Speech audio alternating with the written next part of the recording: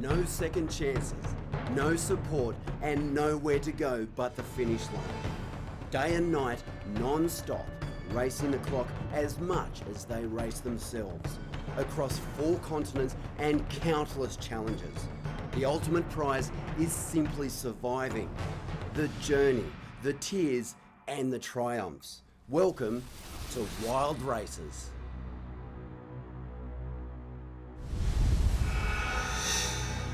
Costa Rica now reveals its endless waterways and brutal temperatures. This is an adventure like no other.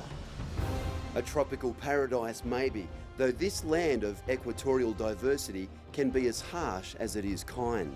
Such staggering beauty may be a front for the soaring temperatures and marathon distances our teams must endure.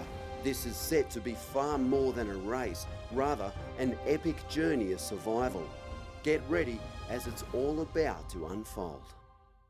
Our competitors take on a short and fast 8-kilometre kayak that heads towards Coco's Beach, a resort hardly. This island used to house a maximum security prison.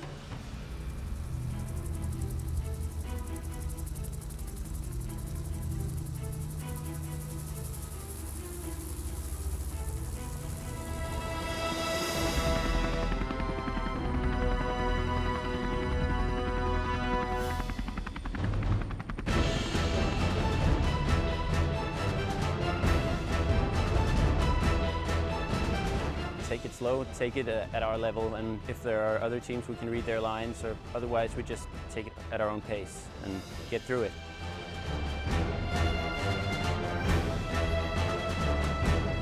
Marco and I both live in California, which they're paddling, hot spots. You can paddle all year round in the ocean and rivers and lakes and to your heart's content. Liza and Bob live up pretty close to the North Pole. Lakes are frozen, rivers aren't flowing.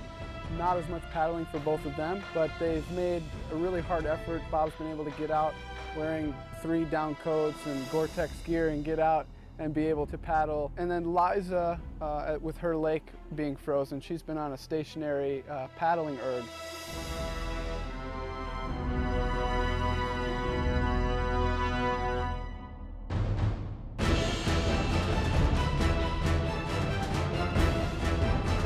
Ocean kayaking navigation can be really difficult because it's sometimes hard to locate where you are on the coastline, and if fog rolls in or the clouds or the rain, it's really tricky in those situations. And even the tides could really mess you up and what time you're going through an area, and it might be best just to pull over and sleep and let the water move through before you go in there.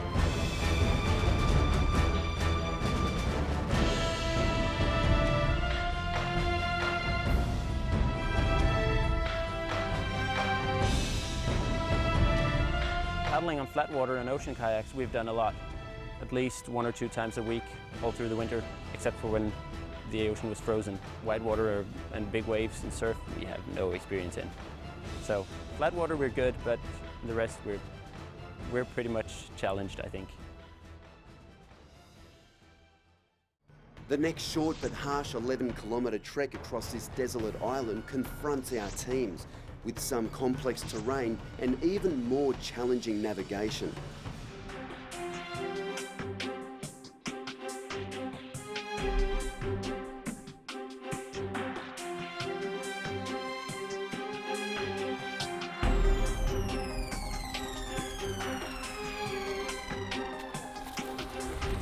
Punches already? Yeah.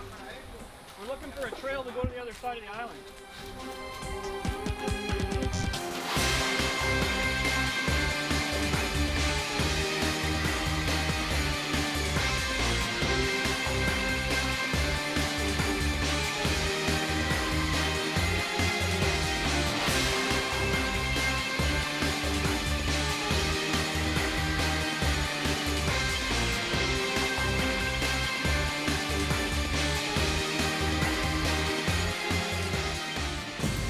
Already sweating, and we're 5 minutes into the first trek. It's gonna be awesome.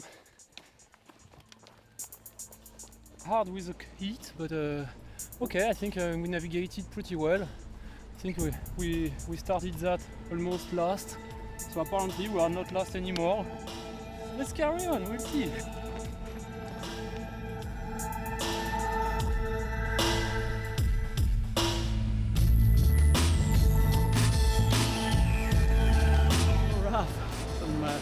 bushes in there. Just the beginning, I don't want to see the end.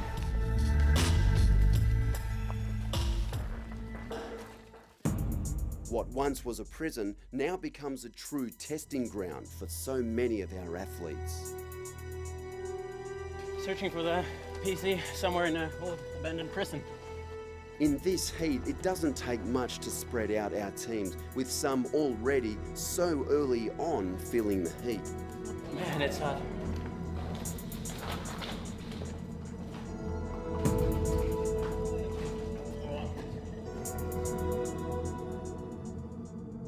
Teknu pushing hard open up an early lead. Yeah, we hit the TPs pretty good, and then with low tide, we took a risk co-steering, and it looks like it worked out pretty good. We saw Buff at the second TP, so they could be close. Rocked that trek around the island. Fastest time was supposed to be 4 hours. We did it in an hour and a half. And I think we're the only ones back. In such extreme conditions and so soon into the race, the first two legs have already caused large time gaps. It remains to be seen if these can be made up as the day draws on and if conditions improve. Difficult because the tracks doesn't exist, so you have to throw the bush, and the bush is quite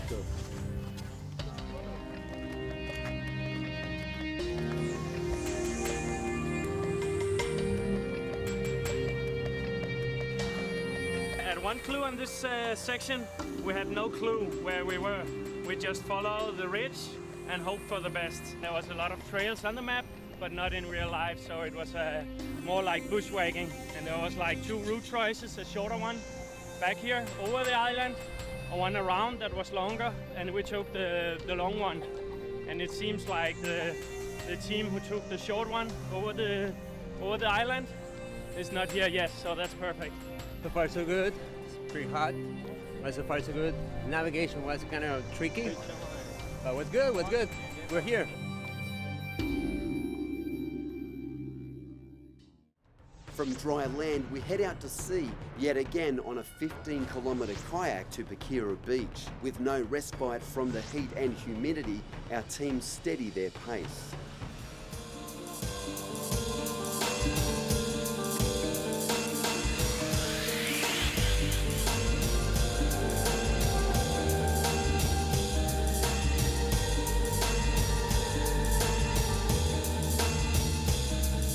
Now, the paddle, maybe we use the sails a bit.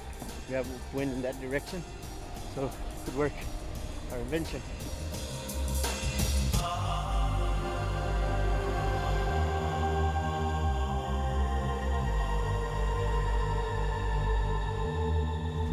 Well, we're having fun, doing good, feeling good, waiting for the sun to go down. Couple hours maybe. We try to survive kayak and then try to make a race on the ground. We're just pacing ourselves, taking it easy. Like Rica said, we're not really strong kayak team. Go as fast as we can, for as much as time as we can. I'm not laughing now. I can't wait to get to the Way too hot. running mountain bike. Team Teknu have pushed hard, ignoring the heat, to open up an early but significant lead.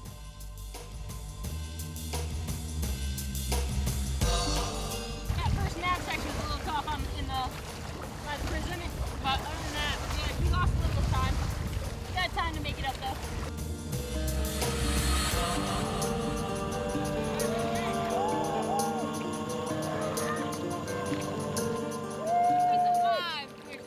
Vamos! Yeah! Let's run!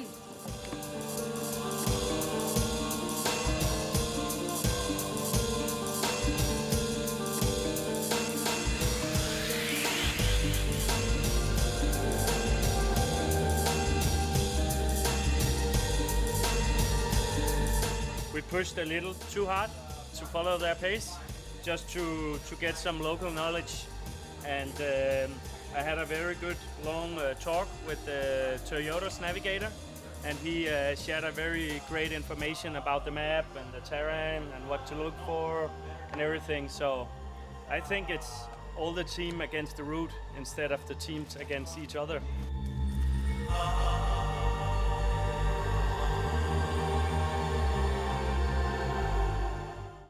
Our teams now face a monumental 72-kilometre trek through dense forest and even more debilitating heat. With little change in conditions, there is no respite and the race has only begun.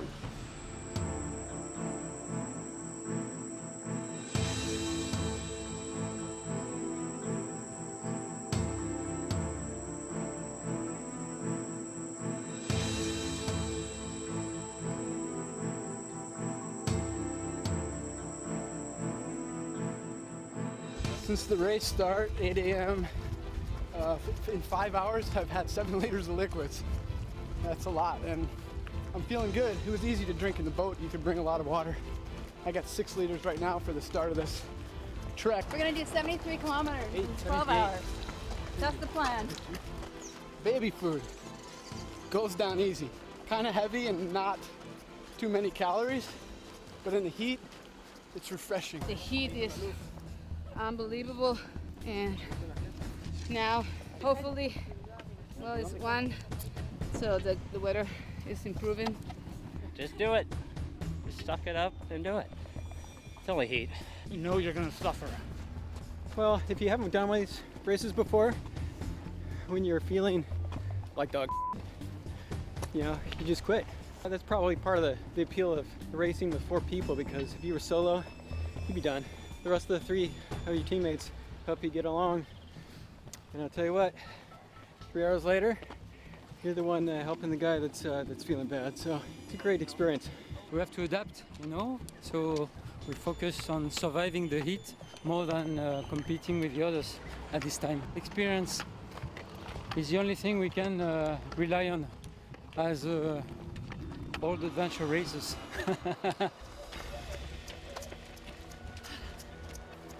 It's like my prostate's enlarged. This is a horrible sensation, you know? It's getting painful.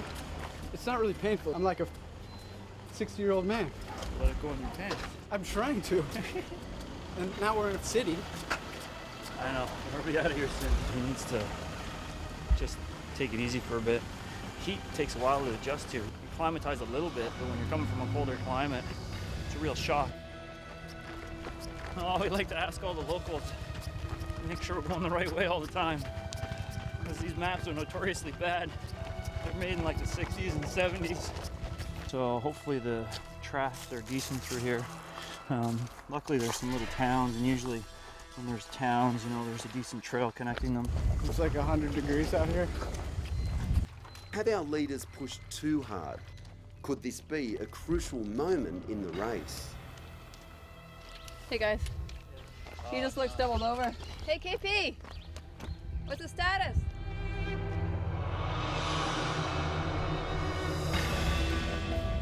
Barfing would not be good. It's always tricky at the beginning of the race.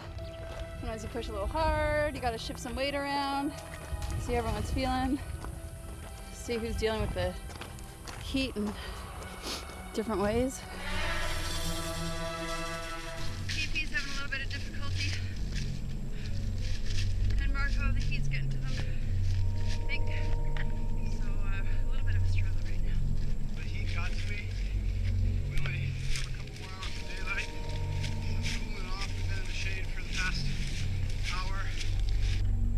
So I think our lead is probably dwindling. It's one of those moments where you're just waiting for the team behind you to come around the corner. The dreaded sound of the footsteps behind you. Just waiting for it. Hopefully it doesn't happen too soon though. We had our difficulties. Well, a little bit of heat exhaustion and sharing some weight, but it's all on the mend now. Yeah. Perfect, yeah. I need some more of that. This race we're drinking like 10 times more. It's hard to eat. It's been really hard to eat. So everything's kind of blank. You're not quite sure what's going on. I try to focus on something, like I just looked at Marco's shoes. And man, if someone took their hand off my back or the toe stopped, I'd stopped. So these guys just pulled me through. All I wanted to do is lay down on the trail in a pile of ants. I didn't even care. But that's what the racing's all about, is pushing through that adversity and see where it puts you. Cold water on the head really perked me up.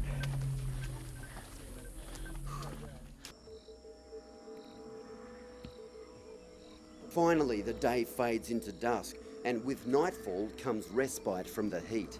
We're just kind of easing into it. As soon as it cooled off, now we'll start running some more.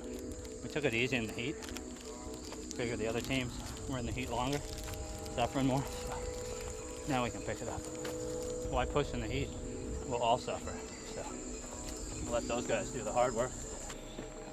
Well, we're feeling good, but it's only half the first day, right? And this race is super tough. The route that Antonio pulled is incredibly complicated. It's a beautiful trail. We passed Buff over there. They missed a turn. They were going back. Wrong turn. We're used to the heat. We train on the heat to get used to this race, and I don't know, we're trying to do the best job we can do. You know, it's different when you're in a different country and you don't feel safe because you don't really know. You know, here we're home. So even if we get lost, we're gonna end up in a place that we might have an idea where we are. Patria, tu hermosa bandera, expresión de tu vida nos da, bajo el límpido azul de tu cielo. Trailing the field does, however, have its advantages. We saw Puma, you know, Puma the cougar. It was amazing. It was amazing. We were like, look at that, and the guy watching us and jump and disappear in the forest. It was the most beautiful thing ever. Actually, when we were like hiking towards here, we hear a lot of like steps and moving on the bushes. So we thought that just like big animals there. So a lot of spiders, like tarantulas. So it's kind of cool. The terrain was kind of steep, really dry, humid. We were sweating a lot. I have like 4 liters with me and pretty much drink all of them. And right now we just walking fast to get to PC9, which is like 7 kilometers from here. So we just hope to do a good time there. On the kayak, I was suffering a bit. It was hot. I was pretty tired. And so Danny did a good job of keeping me awake, splashing water on me. Lots of water getting splashed around to cool down, drinking lots of fluid. And yeah, managed to revive, and here we are, still going. Only day 1. I have a ways to go. We're making jokes every time, and that's the way to do it. If you're just thinking about pushing, you're not gonna make it. You really need to enjoy it. You really need to enjoy what you're doing, every single step, going step by step. Take your time, and for us, that's the main deal. That's the most important thing in the race. That's what I think we're gonna cross the finish line smiling. I hope so. But I'm sure we're gonna do it. We were out of our comfort zone from the start, basically. Usually it takes some time, but from the start we were, well, out of our comfort zone, way out. And we've been sweating like hell and dehydrated like hell. So we're close to the limit, I guess. We pushed a little bit too hard when we try to keep up with Toyota, the local crazy people. And now we know, just take it at our own pace. But it was good to have them, and they got us some ice cubes to put on our heads, and good guys. We had troubles, and almost one of the person threw up. And when it's got dark and cold, it's our terrain and our climate. So in the dark we move very good. Yeah, I think all of us got the sunburns on our hands. So it's some cream for sunburns? Yeah, the cream is this one, and we also have lidocaine, which will help you with the pain. Okay. No, with the pain. The idea here is that you just need to leave the cream to be absorbed by your skin. Yeah, I'll leave it there as long as possible. Exactly. Danish navigation, the maps are very precise. You can see each little stone on the map, a path not wider than this. And here, well, you can see the height of the mountains and the hills, but yeah, and the rivers. So it's really different. And the scale in Danish orienteering maps is 1 to 10,000, and this is 1 to 50,000. So yeah, it's a lot of difference. It's a really hard trick, this one. Our goal is just to survive the race. So just one step at a time and make sure that no one push too hard and get sick or get any problems. Surviving the heat, Team Technu gained valuable time, with our other teams grouped tightly in a race for minor positions.